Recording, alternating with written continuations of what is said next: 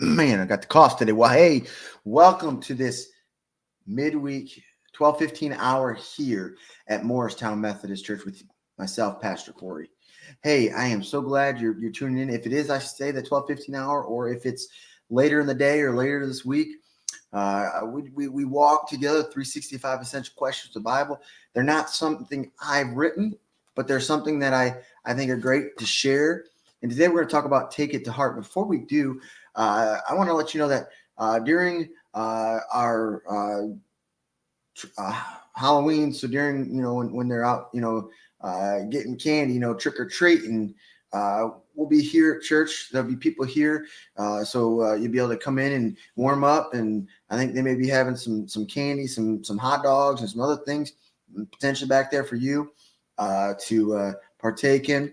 I want to remind you that coming up the second Saturday, November is our turkey dinner, our turkey noodle dinner here. I believe it's 4:30 to 7 here in our fellowship hall. I believe we're going to have dine in and carry out for you. And I believe it's about $10 a person for you to come and be a part of that, eat.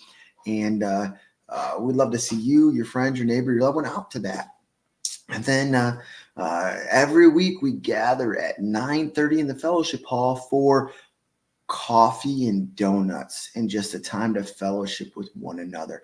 And then at 10:30 we walk down to the sanctuary from the fellowship hall and we worship and we gather and we connect. And I pray it's a uplifting, challenging, a message that needs to be heard that is biblically based. But let's jump into the 365 essential questions this morning, this midday, this afternoon, this time when it may be for you.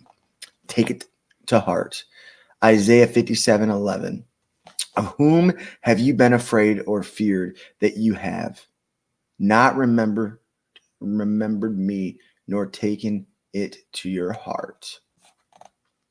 Isaiah expresses here God's displeasure with those who put all their energy into worshiping idols. You're afraid of these guys. They're not even real. Me, I'm real. What an infuriating thought. All that time and effort spent fearing idols, as if these little card figures had incriminating evidence that they would use if their followers failed to appease them. Idolatry includes things that in and of themselves are good, but are easily saluted when you elevate them in priority over God. Your decisions aren't often as simple as good versus bad. You must choose between good, better, and best. I know right there, it sounds harsh. When Jesus said that putting even your parents or children above him made you unworthy of him. Matthew 10:37. But won't he care for them through you if you put him first? Matthew 6:33. That's taking him to heart. Anticipate a moment when you'll reflect on the choices you've made in life. Will they stand up under God's scrutiny? If so, choose that path of peace and take comfort that in the long run, those who follow godly paths will rest in peace when they die. Isaiah 57:2. God is willing to lead, heal, and comfort those who have strayed. Isaiah 57:15-21.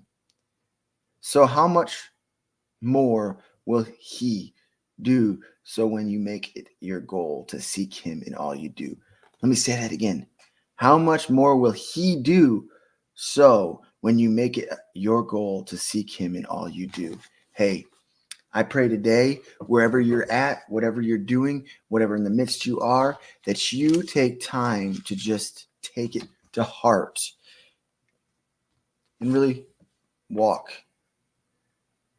with Jesus in and through everything, knowing that he's still with you And I know it's hard as you read those passages too, like they say about you are to, put Jesus above your parents and your children.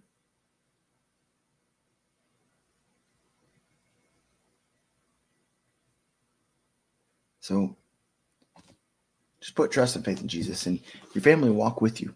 Your kids will be right there with you, and they will be walking together. Hey, may your day be blessed.